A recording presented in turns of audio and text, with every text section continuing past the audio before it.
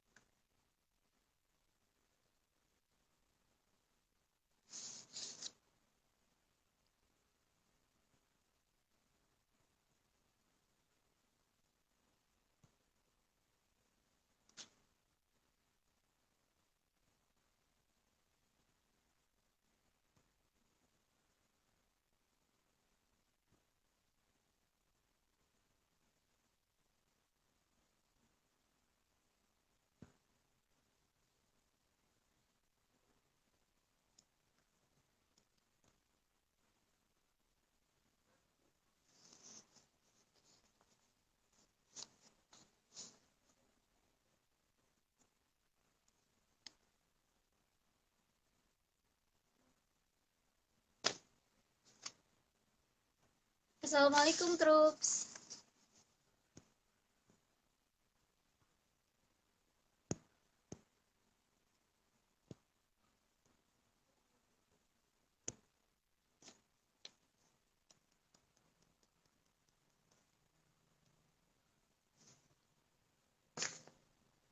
Alhamdulillah. Hai. Alhamdulillah. Assalamualaikum. Waalaikumsalam warahmatullahi wabarakatuh. Hai Livi, Oke. apa kabar? Hai. Alhamdulillah. Alhamdulillah khair. Oke, kita mulai ya. Ya. Oke, bismillahirrahmanirrahim. Assalamualaikum warahmatullahi wabarakatuh. Alhamdulillah. Waalaikumsalam warahmatullahi wabarakatuh. Alhamdulillah segala puji bagi Allah yang telah memberikan kita kesempatan untuk bertaubat dan kesempatan untuk merasakan nikmatnya iman dan Islam.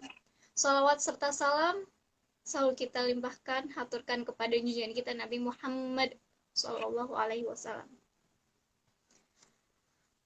Oke, selamat datang di Troop Stock ITJ Jakarta, volume Hai. ke-8.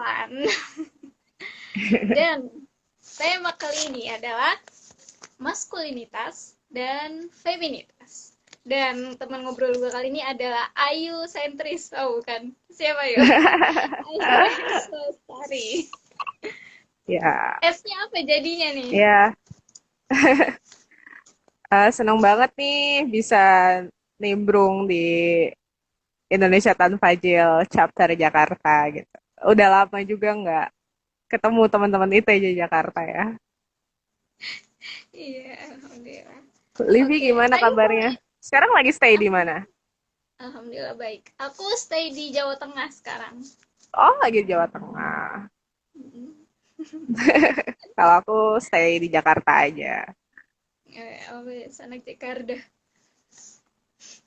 Oke, Oke, ayo boleh sapa fans dulu atau kenalan dulu, kirim-kirim ya. pesan tapi nggak bisa request lagu Ah, ya. ya, ya, ya, ya, boleh, boleh. Mungkin ini aja ya, apa namanya, kita langsung buka aja, udah ya, Oke deh. atau ya, ya. Hai semuanya, kenalin, eh, salam dulu deh. Bismillahirrahmanirrahim. Assalamualaikum warahmatullahi wabarakatuh. Waalaikumsalam. Alhamdulillahilladzi arsala rasulahu bil huda wa dinil haq liuzirahu ala dini kulli wa kafa billahi syahida asyhadu an la ilaha illallah wa asyhadu anna muhammadar rasulullah Allahumma shalli ala Muhammad wa ala ali Muhammad kama shallaita ala Ibrahim wa ala ali Ibrahim wa barik ala Muhammad wa ala ali Muhammad kama barakta ala Ibrahim wa ala ali Ibrahim fil alamin innaka Hamidum Majid. Hai semuanya, teman-teman di TJ, halo semuanya. Sekarang yang nonton, kenalin, saya Ayu Larasati, biasa dikenal sebagai Ayu Sentris, pemilik akun ini. Eh, saya sekarang lagi aktif sebagai sekretaris, juga copywriter dan apa namanya tukang bantu-bantu di Aliansi Cerahkan Negeri. Gitu. Dan kesibukannya sekarang hari ini lagi sebagai mahasiswi jurusan teknik mesin di Universitas Trisakti. Sekarang lagi apa namanya nyusun skripsi, doain ya supaya kelar. Amin, semoga dimudahkan skripsinya dan segera lulus. Oh ya, hari ini saya diundang sama ITJ Jakarta untuk ngobrol-ngobrol cantik gitu sama Kakak Livi tentang isu yang lagi hits saat ini yaitu maskulinitas dan feminitas. Firstly, mungkin aku mau say thanks buat teman-teman ITJ yang udah apa namanya, udah apa namanya, udah menyadarkan gitu, bantu sharing dan menyebarkan apa namanya bahwa ada loh apa namanya permasalahan maskulinitas maskulinitas dan feminitas yang sekarang ini lagi diangkat banget sama kelompok-kelompok atau komunitas tertentu dan nampaknya masyarakat saat ini terutama anak muda ya jadi karena apa namanya banyaknya tersebar terms baru atau istilah-istilah asing yang sebelumnya nggak pernah kita kenal jadinya ya kayak bingung gitu mana sih sebenarnya yang benar gitu masyarakat sekarang kalau kita bisa bilang mereka tuh confusing gitu tentang banyak banget istilah-istilah yang sekarang ya tersebar gitu Iya, tuh. alasan eh ya sebelumnya kami juga mengucapkan terima kasih kepada Ayu Mm. karena sudah menyediakan waktunya untuk ngobrol-ngobrol cantik bersama ITJ Jakarta. Dan sebenarnya latar belakang kita untuk angkat isu ini tuh sebenarnya karena memang seperti yang tadi Ayu bilang, belakangan ini tuh dari dari kelompok feminis at the gang itu memang ramai Ya, banget ya, ngebahas ya, tentang ya.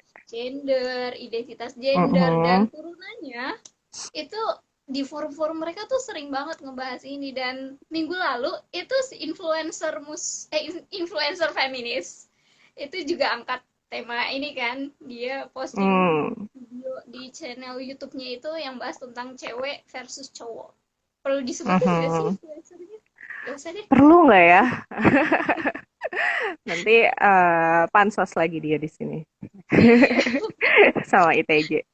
Iya, iya, iya. Oke. Mungkin kita mulai dari definisi kali yuk.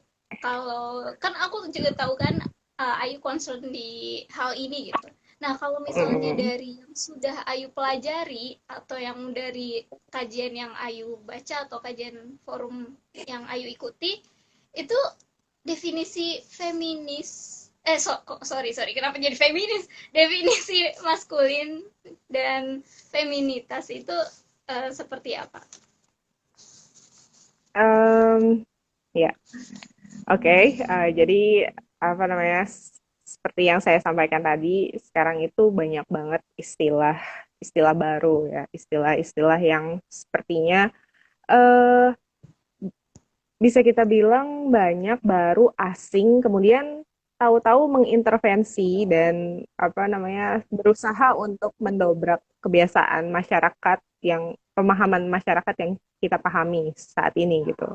Nah, misalnya seperti istilah uh, toxic masculinity gitu.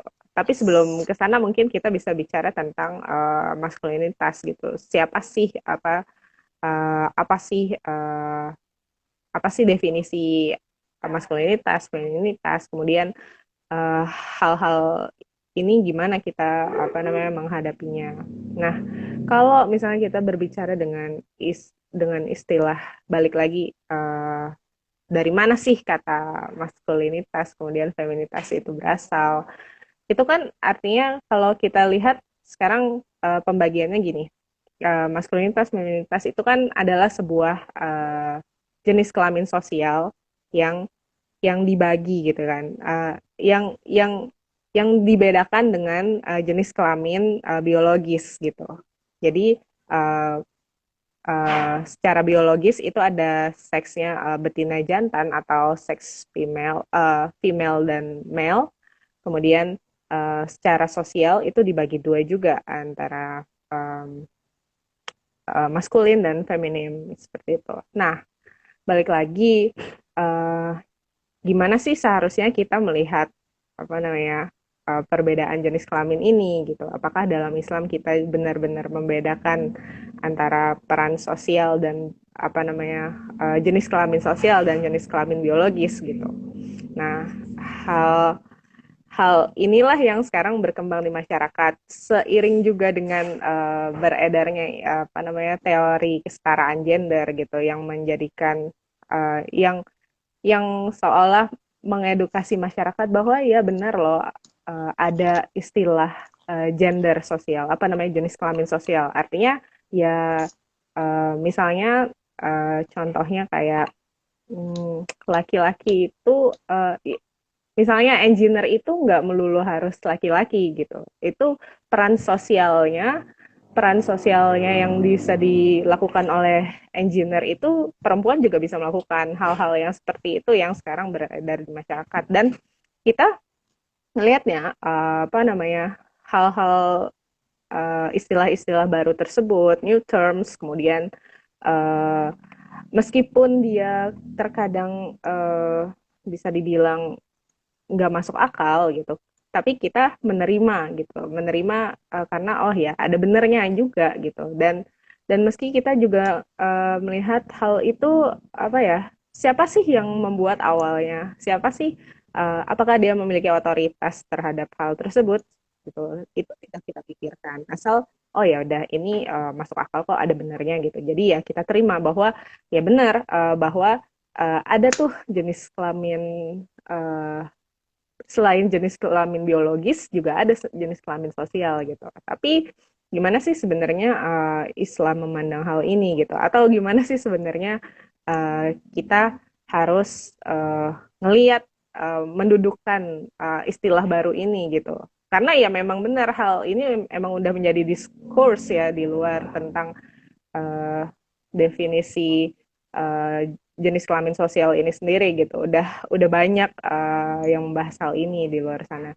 Nah, sejatinya Islam itu nggak mengubah uh, tidak memisahkan antara peran sosial perempuan dan laki-laki gitu. Maksudnya gini, jenis kelamin biologis dan jenis kelamin sosial baik perempuan ataupun laki-laki itu tidak dipisahkan. Jadi meskipun meskipun like meskipun kan sekarang beredarnya seperti gini ya jenis kelamin biologis laki-laki gitu misalnya dia bisa memiliki peran sosial sebagai perempuan juga gitu memiliki peran sosial seperti feminin gitu artinya artinya um, laki-laki ya dia juga bisa menyusui, laki-laki juga bisa mengurus anak gitu. Itulah peran-peran sosial seperti itu atau kewajibannya. Begitu juga perempuan gitu, meskipun dia bisa melakukannya gitu, bisa mencari uang, bisa mencari nafkah, tapi tidak menjadikan hal itu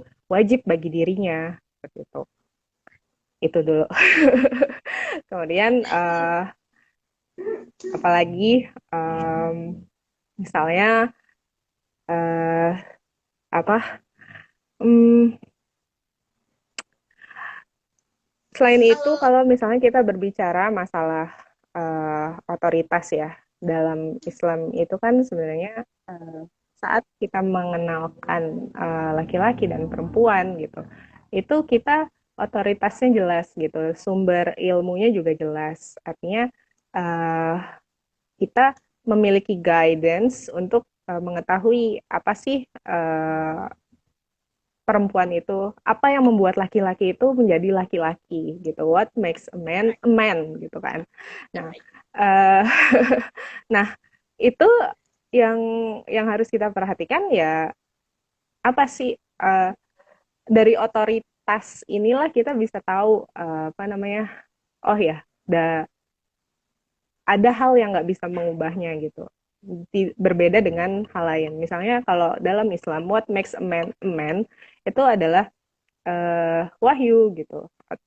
Kita berdasarkan wahyu bahwa laki-laki itu uh, dalam Al-Quran disebut sebagai kowam gitu. Artinya dia yang uh, memiliki laki-laki sebagai pencari nafkah, juga sebagai pelindung gitu. Nah, kemudian ada lagi istilah zakar, kemudian istilah rojul gitu. Nah, itu banyak sekali yang mendefinisikan hal itu. Kenapa kita harus merujuk pada otoritas yang jelas gitu? Karena uh, karena kita mengantisipasi hal-hal yang sifatnya berubah um, atau uh, relativistik seperti itu. Nah, kalau kita menggunakan apa namanya uh, kalau kan kita biasa ya dikasih tahu sama guru-guru kita bahwa uh, dalam bahasa Arab itu dia makna dan definisi itu terkunci dalam akar kalimat yang ada di Al-Quran seperti itu. Jadi definisinya tidak akan berubah sepanjang zaman gitu. Nah, kemudian uh, laki-laki dan perempuan itu memiliki peran masing-masing, tapi juga dibedakan gitu.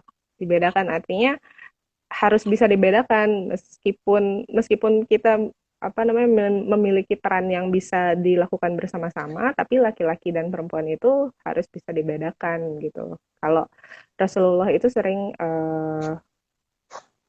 apa namanya ada hadis ada apa ya saya pernah dengar bahwa Rasulullah itu juga apa namanya memberitahukan bahwa ada loh uh, gimana laki-laki atau perempuan itu seharusnya terlihat, kemudian bagaimana keduanya harus berjalan, kemudian bagaimana suaranya, bagaimana uh, perangainya, seperti itu juga apa namanya disampaikan oleh Rasulullah Shallallahu Alaihi Wasallam yang menunjukkan ya keduanya ini berbeda gitu dan tidak bisa dipaksakan harus sama dengan hanya memiliki peran sosial yang sama gitu.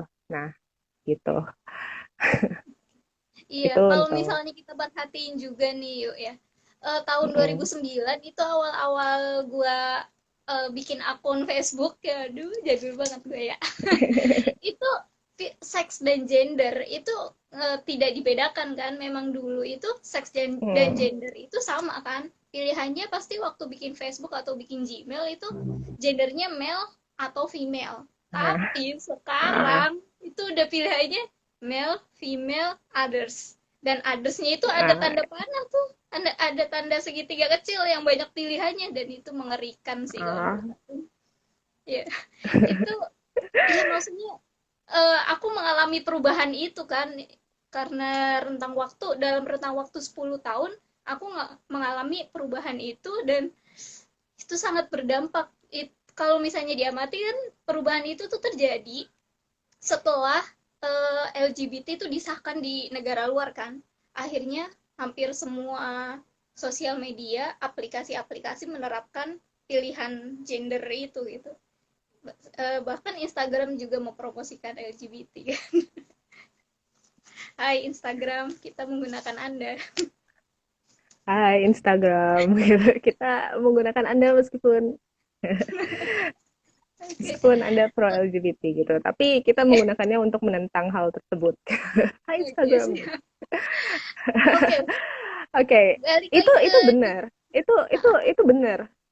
Itu benar yang kamu bilang gitu bahwa sebenarnya secara historis gitu kita nggak bisa melihat kita nggak bisa ngelihat ini kayak oh ya dunia itu kan sekarang sudah menerima LGBT gitu dunia itu kan sekarang sudah menerima laki-laki yang berperawakan seperti perempuan gitu. Nah, hal-hal yang seperti ini maksudnya masuknya itu toxic masculinity nih. Kalau misalnya kamu nggak suka sama laki-laki yang atau nggak setuju deh gitu sama laki-laki yang menggunakan make up gitu. Aku honestly aku terganggu banget nggak kalau sampai kadang kan sering konten-konten itu berseliweran ya di Twitter atau di Instagram gitu tentang mereka yang bermake up gitu. Malah sharing tutorial make upnya lebih jago dibandingkan kita gitu. Nah, eh, hal ini sebenarnya bikin aku terganggu karena ya itu kan aktivitas saya gitu. Itu yang seharusnya saya lakukan dan itu yang seharusnya membedakan antara saya dengan kamu yang laki-laki seperti itu. Nah, hal ini ternyata secara historis dulu di apa namanya nggak diterima juga gitu karena memang dulu di tahun 1960-an itu stigma terhadap homoseksualitas itu masih sangat negatif gitu. Artinya memang ada sebuah perjalanan timeline gitu ya, timeline untuk mengubah apa namanya mengubah stigma tersebut dan itu konsisten dan istiqomah gitu. Mereka sabar gitu dalam menjalani hal tersebut, dalam melakukan revolusi tersebut sedikit demi sedikit. Nah, jadi aku mau sharing sedikit ya secara sejarahnya. Ini mungkin mungkin nggak langsung terkait dalam satu sejarah. Ini kayak kita connecting the dots aja tentang uh, hal-hal yang berkaitan tentang seksualitas ini ya. Jadi di tahun 1960-an itu ternyata seperti yang aku bilang tadi, homoseksualitas itu masih kayak menjadi stigma negatif terhadap laki-laki gitu. Bahkan laki-laki dulu kalau cuma kayak berdandan gitu ya, maksudnya dia cuma pengen rapih gitu, dia cuma pengen berpenampilan bersih seperti itu, kemudian ke salon gitu. Atau dulu dulu inget nggak, kayaknya di tahun 2000-an itu pernah apa namanya pernah uh, hype istilah metroseksual, laki-laki metroseksual. Nah, itu di awal tahun 90-an apa namanya? Istilah itu di apa namanya? Diangkat dalam sebuah buku yang ditulis oleh Michael Fluker gitu. Michael Fluker dia nulis metroseksual guy dan mereka mendefinisikan laki-laki metroseksual. Nah, hal ini untuk menghilangkan stigma kepada laki-laki yang sebenarnya mereka suka dengan kebersihan, suka dengan ya berpenampilan ganteng gitu, berpenampilan tampan seperti itu. Nah, ini sebenarnya untuk menghilangkan stigma tersebut. Nah, tapi apa namanya itu memang sejalan gitu loh dengan apa yang sebelumnya terjadi di tahun 1960-an terkait apa namanya gay politik mengenai usaha mereka untuk mengeluarkan istilah homoseksualitas dari apa namanya asosiasi psikologi di Amerika gitu ya pada tahun tersebut. Nah, uh, kemudian sejalannya dengan hal itu juga banyak survei tentang apa namanya tentang hmm, tentang gimana sih apa namanya pandangan laki-laki dan perempuan terhadap penampilan mereka gitu. Nah, kan saat itu banyak sekali sudah revolusi industri dan banyak sekali orang-orang yang bekerja saat itu. Nah, artinya berpenampilan menarik juga apa namanya menjadi sebuah kayak tren waktu itu. Nah, dan hasilnya ya 89% responden menyatakan bahwa ya mereka merasa merias diri itu penting gitu. Mereka merasa apa namanya baik laki-laki maupun perempuan merias diri itu penting, berpenampilan ganteng atau cantik itu penting gitu pada masa itu. Kemudian akhirnya ya apa namanya usaha-usaha ini menemukan semacam titik di mana ada revolusi terjadi gitu. Artinya kita dulu yang melihat sebuah uh, dulu masyarakat saat itu melihat uh, sebuah apa namanya laki-laki yang berdandan, laki-laki yang menjaga kebersihan itu sebagai hal yang erat dengan homoseksualitas gitu. Karena ya cuma laki-laki yang suka sama laki-laki yang apa namanya yang berdandan dan itu sangat mencurigakan pada saat itu. Nah, lalu muncullah setelah apa namanya teori laki-laki metroseksual ini muncullah sosok David Beckham gitu. Nah, waktu itu David Beckham itu kan dia laki-laki, kemudian dia suka berdandan, dia suka menjaga penampilannya dengan baik. Kemudian selain itu dia juga ayah yang baik, dia maskulin gitu, dia apa namanya dan dia bukan gay gitu, dia bukan gay sama sekali. Terus istrinya pun waktu diwawancara tentang David Beckham ini dia cerita bahwa ya si David itu sebenarnya kalau dandan saya cuma butuh 30 menit tapi dia butuh 2 jam gitu untuk Wah, berdandan aja gitu. Nah, balik. hal itulah yang kemudian hal itulah yang kemudian dipublikasi oleh Hmm, media dan membalikan apa namanya stereotip. membalikan stigma stereotype tentang apa namanya laki-laki yang suka dengan penampilan yang baik gitu gitu penampilan yang ganteng gitu yang bersih dan segala macam. Nah, stigma itu hilang akhirnya dengan istilah metroseksual ini. Kan sebenarnya kita Islam itu kan nggak melarang ya bahwa apa namanya laki-laki harus bersih, laki-laki harus berpenampilan baik gitu. Begitu juga perempuan gitu kan. Tapi kan kita ada titik di mana yang menjadi garis batas gitu kan. Artinya meskipun iya kamu kamu itu boleh gitu pakai krim muka sunscreen, tapi when it comes to make up gitu, when it comes to make up that yang seharusnya menggunakan itu adalah perempuan gitu. Nah, itulah garis batasnya gitu. Itulah apa namanya garis batas di mana kamu tuh sebagai laki-laki nggak bisa melakukan hal itu gitu. Dan tidak bisa dijustifikasi dengan istilah toxic masculinity seharusnya seperti itu.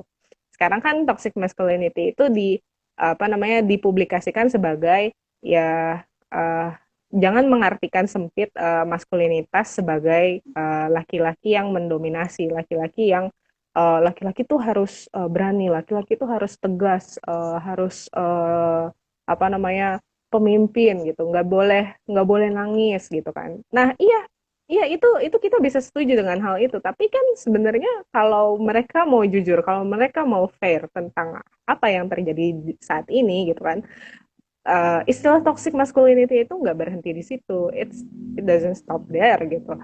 Uh, Mereka justru tarik lebih panjang lagi ke make up. Awalnya adalah make up. Jadi kita ngelihat apa namanya, oh ya laki-laki tuh nggak boleh gemulai gitu. Nah itu udah mulai toxic masculinity. Laki-laki tuh nggak boleh pakai make up, nggak boleh ngatur alis, nggak boleh pakai lipstick pemerah bibir gitu. Nah hal itu juga ditarik juga ke toxic masculinity gitu. Artinya kan mereka sebenarnya bikin sebuah istilah baru, tapi tidak adil gitu, karena mereka juga nggak membuat batas gitu. Artinya there's no apa there's no Jadi, border gitu. Gitu. Artinya ya udah hidup tanpa batas gitu.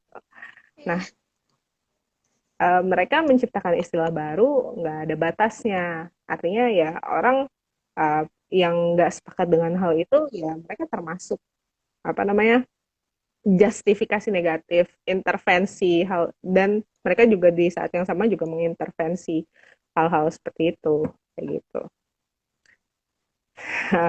Itu Gak adil, gak adil juga sebenarnya yuk kalau misalnya aku sih ngelihat mereka tuh, aku kelompok mereka tuh di saat mereka itu melarang kita mendefinisikan maskulinitas dan feminitas, tapi di saat yang sama mereka juga punya definisi sendiri gitu, jadi mereka melarang kita iya mendefinisikan tapi mereka mendefinisikan sendiri ya, jadi iya gimana. iya dan mereka juga memaksakan bahwa hal itu harus digunakan gitu. Jadi kayak misalnya Iya, yang kamu bilang tadi si mbak-mbak yang bikin video itu gitu kan. ya Livi influencer udah dan nonton kan videonya? udah. Livi udah nonton kan videonya? aku sebenarnya baca baca apa namanya nonton video itu aku ketawa gitu kan karena salah satu inti dari pembicaraan dia itu adalah bahwa ya kalau misalnya dia dia kayak ngasih apa namanya ngasih nasihat ke calon calon ibu di luar sana gitu bahwa bahwa apa namanya ya kalau kamu punya anak nanti eh, jangan di jangan dikotakan jangan dikotakan kamu itu laki-laki harus begini kamu itu perempuan harus seperti ini gitu. Nah, itu jangan seperti itu gitu. Artinya memberikan baju-baju apa namanya yang berwarna yang cenderung pada laki-laki ataupun perempuan itu juga dia intervensi seharusnya tidak seperti itu.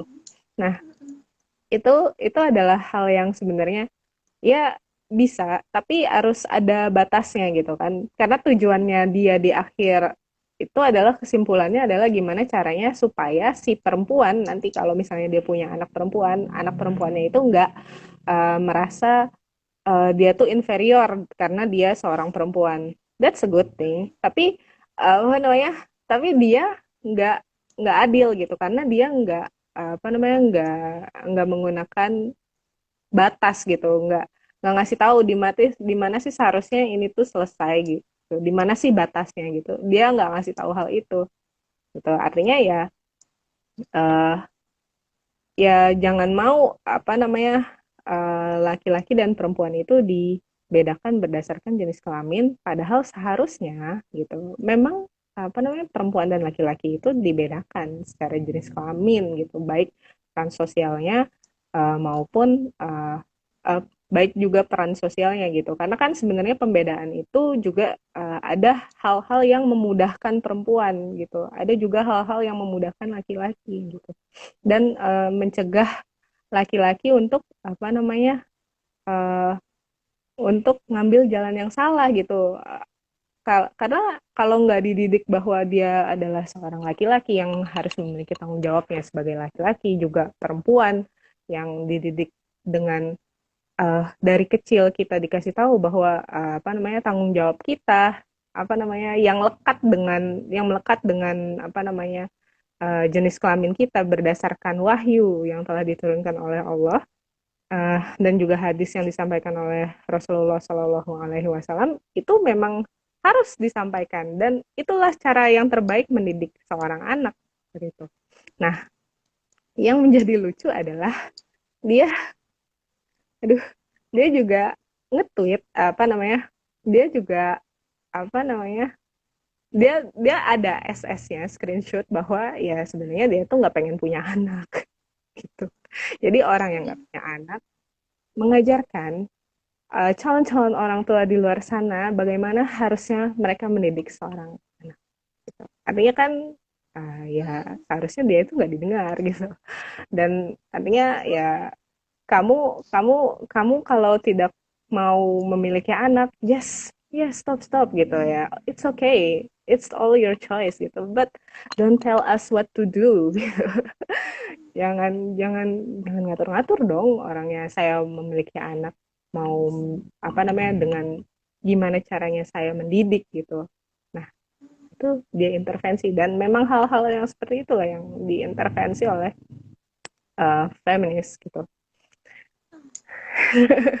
Aku nggak tahu sih kalau yang masalah tweet itu, tapi waktu aku nonton videonya dia tentang yang cewek versus cowok, yang pas bagian itu, aku juga ketawa sih. Kan dia bilang kalau uh, anak itu baru menyadari kalau dia apa sih anak itu baru menyadari perilaku antara bapaknya laki-laki seperti ini, perempuan itu seperti ini tuh kata dia 3 tahun ya.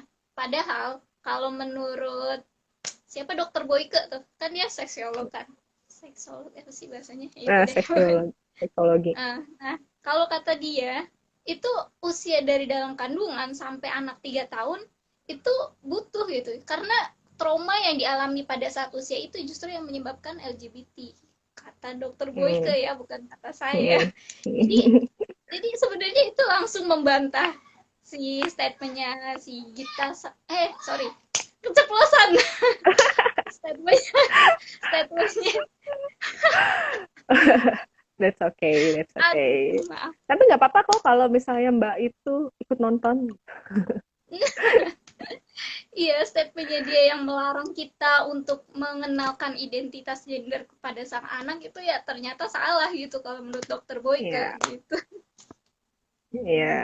Dan cenderung berbahaya gitu ya. Bahkan menurutku ya kalau misalnya dia adalah seorang perempuan yang apa namanya memiliki keinginan untuk memiliki anak gitu, pasti akan ada perasaan untuk berhati-hati untuk melakukan apapun gitu karena itu anak gitu loh. Itu apa namanya sesuatu yang menjadi amanah gitu dari Allah untuk kita dan kayaknya uh, kita merasakan gitu ya gimana cara orang tua merawat kita gitu, gimana cara apa namanya ayah dan ibu kita benar-benar hati-hati dalam memiliki sesuatu, jangan sampai kita salah dan aku rasa ya kita juga akan melakukan hal seperti itu gitu untuk anak-anak kita nanti gitu, jangan sampai apa namanya kita salah memilihkan jalan atau kita membiarkan mereka begitu aja memilih jalan gitu dan sebenarnya bukan itu cara terbaik untuk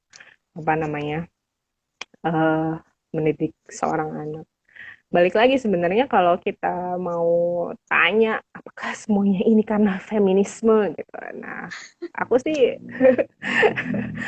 apa namanya meskipun ya kita ngelihat mereka bergerak begitu persisten gitu ya dalam menyebarkan teori-teori ini gitu. Kita juga nggak bisa apa namanya uh, memandang dengan pandangan yang sesempit itu. Kita nggak bisa kayak yang oh ya ini salah dia seorang gitu atau cuma dia yang berperan di sini enggak gitu, bahwa yang tadi cerita yang aku sampaikan tentang gimana David Beckham itu mengubah pandangan dunia tentang gimana sih laki-laki terhadap metroseksual, di sana juga ada peran banyak orang yang memiliki modal sekian banyak gitu ya untuk menjual produk-produk mereka untuk apa namanya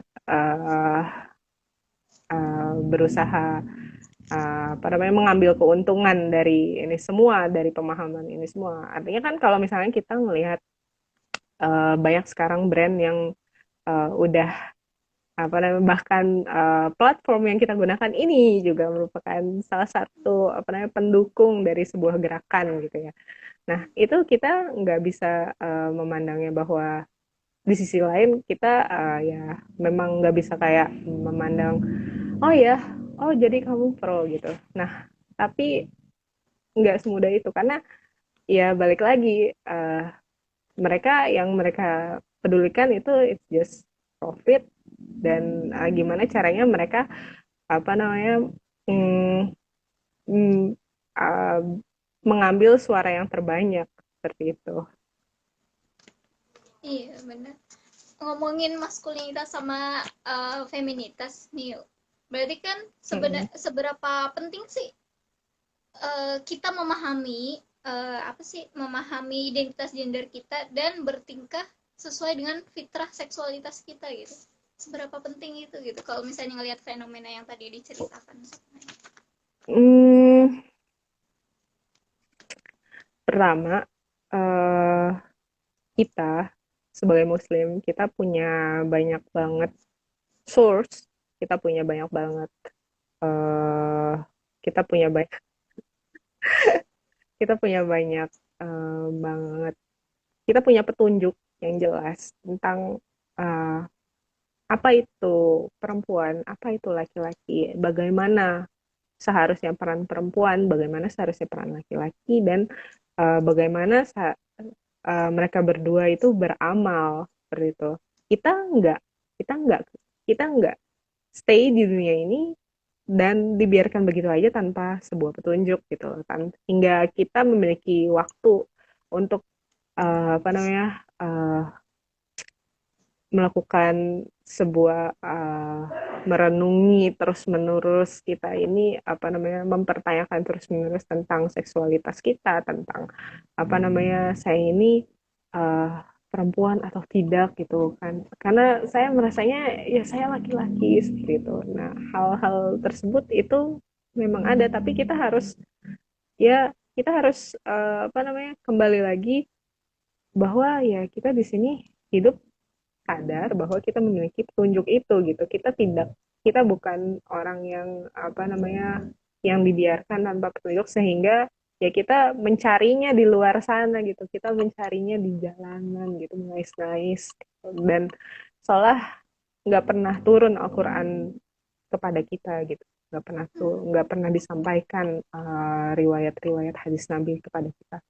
Dan kita perlu ya udah, kalau misalnya kamu apa namanya, kamu bertanya tentang hal itu, ya kamu harus mencari ke sumber ilmu yang benar gitu, ke otoritas yang benar yang nggak akan berubah apa namanya, sepanjang zaman gitu, bahwa uh, manusia dengan fitrahnya gitu, fitrah utamanya kita dulu itu udah pernah di alam alas tuh, bahwa kita menyampaikan uh, bahwa waktu itu uh,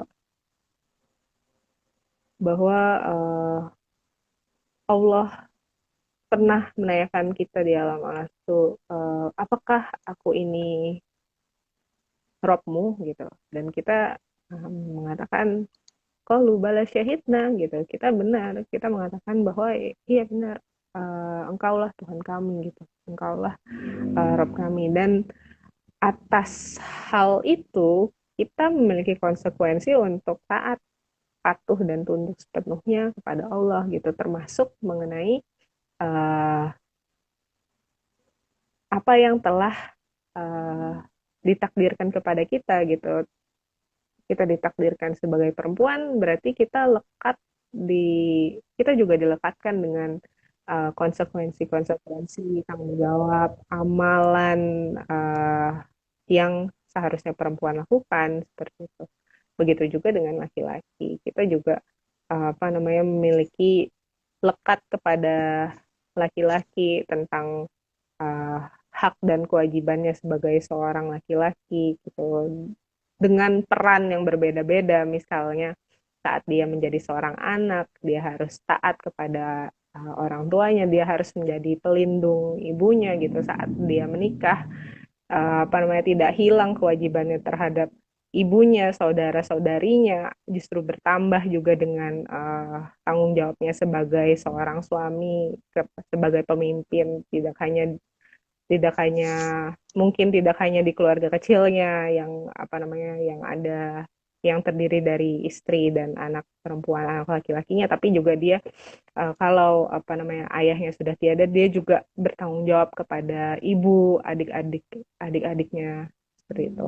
Dan ya hal itu harus kita lakukan dengan sadar gitu, bahwa uh, kita melakukannya karena ya itu atas konsekuensi kita di alam alas tuh, yang kita mengatakan bahwa ya qalu bala syahidna, ya ya Allah, ya benar ya Allah, bahwa engkau adalah Tuhan kami. Itulah yang seharusnya diketahui oleh kita semua, baik laki-laki dan perempuan. Iya, kadang aku tuh suka kesel gitu loh yuk, kalau ngelihat mereka tuh seolah-olah bertindak sebagai pahlawan gitu, yang berjuang menghapus stereotip tentang apa itu maskulinitas, apa itu feminitas. Kalau laki-laki itu harus bersifat maskulin, wanita itu harus bersikap feminim. Mereka tuh seolah merasa pahlawan gitu dengan mencoba menghapus stereotip itu, padahal sebenarnya justru ketika mereka mencoba menghapus itu, justru mereka akan menghadirkan kebingungan baru tentang bagi seseorang untuk memahami identitas gendernya gitu kan. Nah, kalau Ayu ngelihatnya gimana? Kalau aku ya apa namanya, uh, memang kita hidup di masyarakat yang di satu sisi ada laki-laki yang ya karena dia ngerasa dia laki-laki, dia memanfaatkan hal tersebut gitu, dengan apa namanya, uh, dengan apa namanya, berperan dengan sifatnya laki-laki, tapi apa namanya, buruk gitu, melakukan hal yang buruk. kepada laki-laki lain atau malah perempuan gitu. Hal ini juga sebenarnya ya kita nggak bisa kayak oh ya nggak ada tuh apa namanya uh, toxic masculinity gitu, nggak ada apa uh, nggak ada istilah, nggak boleh ada istilah bahwa laki-laki tuh harus memimpin, perempuan tuh nggak boleh memimpin, atau perempuan tuh nggak boleh bekerja gitu, cuma laki-laki aja yang boleh bekerja. Pandangan-pandangan seperti itu ya kita bisa terima gitu, tapi kita bisa menerima, kita menerima dengan ya batas gitu. Kita apa namanya uh, apakah misalnya mereka, apakah bila mereka sekarang mengklaim bahwa diri mereka melakukan sebuah perubahan atau revolusi terhadap stereotypes, gender stereotypes gitu, apakah mereka mau mengakui bahwa ada juga kerusakan-kerusakan yang dilakukan gitu dengan penerapan gender stereotypes ini yang tanpa batas gitu kan, mereka nggak mau gitu. Artinya ya mereka cuma mengambil bahwa oh ya karena mereka akhirnya sekarang apa namanya perempuan dengan pekerjaannya yang beragam gitu bisa bisa tetap diakui gitu sebagai identitasnya sebagai perempuan gitu. Padahal ya apa namanya itu sebuah hal yang bagus, tapi apakah mereka mau mengakui juga bahwa ada, karena apa namanya gender stereotypes ini akhirnya laki-laki bisa mempertanyakan dirinya apakah dia benar-benar laki-laki gitu, apakah jika perempuan mempertanyakan dirinya apakah dia perempuan, apakah dia mau menjadi perempuan, apakah kalau misalnya dia apa namanya sudah menikah dia boleh untuk ya memutuskan untuk nggak memiliki anak gitu kan, karena kan apa namanya perempuan itu nggak harus jadi ibu gitu. Itu kan hal-hal yang bisa kita bilang menurut kita sudut pandang kita itu adalah hal yang merusak gitu loh. Nah tapi mereka menolak hal itu sebagai sebuah perusakan dengan menciptakan istilah-istilah baru lagi bahwa ya uh, ya kalau kamu apa namanya dengan uh, keraguan kamu terhadap seksualitas kamu itu wajar gitu, karena gender itu spektrum gitu, diciptakanlah istilah baru lagi untuk apa namanya menjustifikasi suatu hal yang sebenarnya menurut kita itu sudah di luar batas gitu, itu sudah apa namanya sudah merupakan uh, seharusnya itu sangat dekat dengan kerusakan gitu. Nah itulah, jadi hal-hal itu yang nggak akan dijustifikasi oleh mereka sebagai sebuah kerusakan. Justru mereka akan menciptakan istilah-istilah baru lagi yang ya menjustifikasi itu semua bahwa ya itu bukan kerusakan, itu ada teorinya lagi yang baru. Jadi akan semakin banyak teori, akan semakin banyak istilah gitu yang baru, yang asing dan ya sama nggak jelas juga otoritasnya. Gitu. Iya. Eh, tapi kalau menurut Ayu nih ya, kira-kira tujuan mereka itu apa sih kalau ujung-ujungnya hanya untuk memberi ruang pada kelompok abnormal itu, ya kenapa gitu? Kenapa harus merubah struktur sosial yang sudah tertata gitu? Kenapa harus, ya intinya kenapa mereka harus merubah struktur sosial yang sudah tertata ini hanya untuk memberi ruang kepada kelompok abnormal gitu? Kenapa? Aku nggak mau bilang kalau ini semua tujuannya adalah revolusi seksual gitu ya, karena memang mungkin aku masih kurang cukup bukti untuk mengatakan hal itu gitu. Tapi kalau kita apa namanya merujuk pada sejarah gitu, di mana saat uh, homoseksualitas itu masih menjadi sebuah stigma negatif, kemudian laki-laki yang bersolek itu juga masih memiliki stigma yang negatif gitu terhadap uh, terhadap dari di masyarakat gitu. Kemudian gimana gimana gimana juga di saat yang sama uh, saat itu negara-negara banyak yang menentang gitu ya, banyak yang menentang orang-orang dengan orang-orang homoseksual. Kemudian iya besok pagi revolusi, tapi jangan revolusi seksual. uh, Kemudian apa namanya, kemudian usaha-usaha oleh kaum gay yang sekarang kita sebut sebagai gay politik bahwa mereka itu di awal tahun 70-an mereka mengintervensi Asosiasi Psikologi Amerika, kemudian pada akhirnya sekarang ini mereka mereka berhasil gitu ya, mereka berhasil di Amerika di tahun 70. Asosiasi Psikologi Amerika itu mengubah kata homoseksualitas yang tadinya masuk ke kategori kategori apa namanya penyakit jiwa, itu diganti menjadi penyimpangan seksual. Tadinya homoseksualitas tuh, tapi diganti jadi penyimpangan homoseksual. Nah, sehingga akhir apa namanya hingga akhir apa di tahun 80-an apa 70-an apa 80-an gitu. Um, Memang dihapus juga tuh istilah apa namanya penyimpangan seksual itu, hingga akhirnya terus menerus apa namanya ada teori-teori baru yang kemudian berdasarkan asumsi kemudian dijadikan teori, kemudian dari teori-teori itu mereka menciptakan penelitian-penelitian yang uh, mereka publikasikan bahwa ya sebagai sesuai DNA, sesuai psikologi, apa namanya, sesuai sosiologi bahwa ya homoseksualitas itu uh, bukan sebuah penyimpangan gitu. Jadi untuk menjustifikasi itu semua. Kemudian uh, apa hal-hal ini pendekatannya bukan cuma dari ranah sains aja gitu. Artinya bukan cuma dari psikologi, dari kedokteran, dari biologi atau dari sosiologi gitu. Nggak cuma itu, tapi juga mereka melakukan pendekatan dari orang-orang yang konservatif atau menggunakan dalil-dalil agama untuk menolak homoseksualitas ini gitu. Jadi kayak di Amerika di tahun 2003 itu ada uskup homo di Amerika Serikat gitu. Artinya selama 2000 tahun gereja tidak pernah memiliki uskup yang homo, akhirnya di Amerika Serikat ada satu uskup yang setelah 13 tahun menikah kawin gitu dengan pasangan homonya gitu. Itu untuk pertama kali mereka mempublikasikan diri. Kemudian akhirnya dari sana terjadilah perubahan-perubahan gitu. Revolusi kan nggak selalu misalnya langsung terjadi dalam sehari semalam gitu. Itu bisa dilakukan uh, dengan seiring berjalannya waktu, step by step, sedikit demi sedikit.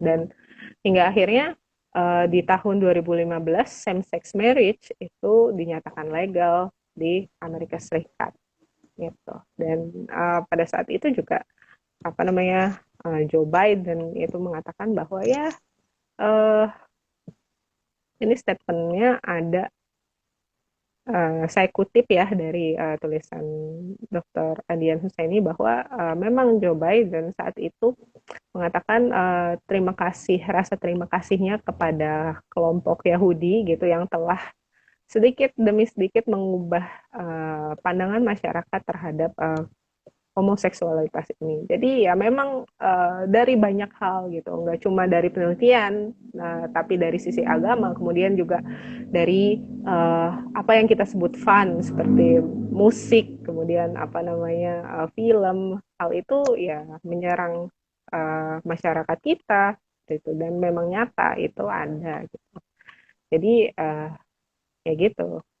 Revolusi itu memang nggak selalu dan nggak melulu menjadi langsung ayo kita besok revolusi dalam sehari semalam atau hanya beberapa hari, tapi ada juga revolusi yang terjadi apa namanya dalam jangka waktu yang panjang. Dan menurut saya hal ini harus diwaspadai oleh kita semua karena sekarang kalau misalnya kita lihat tren ini di masyarakat apa namanya sekarang kayak menjadi perdebatan gitu ya, menjadi mana sih yang benar gitu loh, mana sih apa namanya gimana sih sebenarnya sikap kita harusnya kepada homoseksual, apakah benar homoseksual itu kalau misalnya dia suka apa namanya secara orientasi aja itu nggak masalah gitu karena kan itu belum dilakukan. Nah dalil-dalil yang syubhat seperti itu yang disebarkan ke masyarakat gitu dengan belum lagi apa namanya kalau apa namanya, mereka ngangkat isu tentang hak asasi manusia gitu. Padahal sebenarnya ya emang nggak ada, maksudnya kita sampai pelarangan, oh kamu nggak boleh kerja karena kamu seorang gay, oh kamu tidak boleh kerja karena kamu seorang lesbian gitu. Itu uh, kalau kalau memang itu sepertinya itu benar gitu, nggak mungkin ada di Indonesia brand ambasador itu seorang gay, seorang transgender, seorang lesbian seperti itu, atau mereka-mereka yang menjadi make up artist gitu, mereka yang bisa mencari uangnya sendiri gitu. Nah itu kalau memang terjadi apa namanya, uh, apa yang mereka tuntut gitu untuk sekadar hidup itu kayaknya nggak terjadi di Indonesia gitu. Malah sebenarnya kalau mereka mau jujur dan terbuka, yang sebenarnya mereka tuntut adalah ya hak mereka atas hak-hak seksual mereka gitu. Mereka mau bisa kawin di sini, mereka mau bisa menikah di sini tuh. Nah, yang harus kita waspadai adalah di tahun 2030-2035 itu Indonesia apa namanya akan ada masa bonus demografi gitu. Artinya pemuda di Indonesia itu apa namanya akan menjadi mayoritas di tahun itu gitu loh. Dan data ini dipublikasikannya sebelum pandemi gitu ya. Apalagi sekarang setelah pandemi dikabarkan banyak apa namanya banyak sekali apa namanya pasangan yang istrinya hamil seperti itu. Nah, tapi di sisi yang sama kita tuh juga harus mengkhawatirkan hal ini gitu loh. Gitu. Bukan dari segi sisi apa namanya lapangan pekerjaan aja, tapi juga ada hal-hal yang terkait pemikiran yang harus kita waspadai di sini, bahwa jangan sampai gitu pada saat itu uh, opini mayoritas masyarakat tentang seksualitas justru uh, didominasi oleh yang memahami bahwa penyimpangan seksual itu adalah hal yang biasa saja, yang tidak akan mengganggu tatanan keluarga, yang tidak akan mengganggu mereka sebagai hidup sebagai masyarakat madani gitu. Uh, Jangan sampai hal itu terjadi gitu, karena di Amerika, kalau kita balik lagi ke Amerika gitu ya, saya kenapa balik lagi ke Amerika karena ya mereka di sana lebih religius gitu dibandingkan orang-orang di Eropa gitu. Apa namanya masyarakat yang memegang nilai-nilai agama itu masih dibilang cukup banyak pada masa itu gitu dibandingkan meskipun mereka liberal gitu. Nah, mereka itu bisa dibalik kondisinya dengan hanya nggak cuma dengan nggak hanya apa namanya nggak Waktunya udah mau oh di-cut ya nih sama Instagram. oh ya Kita ya ke part 2 ya. Kita lanjut ke part 2 ya. oke oke Oke, jadi yang ini kita logout dulu, nanti kita lanjut ke part 2. Untuk teman-teman yang sudah bergabung, jangan kemana-mana dulu. Pokoknya kita logout dulu, nanti jangan lupa gabung lagi nih. Setelah ini kita langsung mau live lagi part 2-nya. Jadi stay tune dan tetap bergabung di ITJ Jakarta Truth Stop.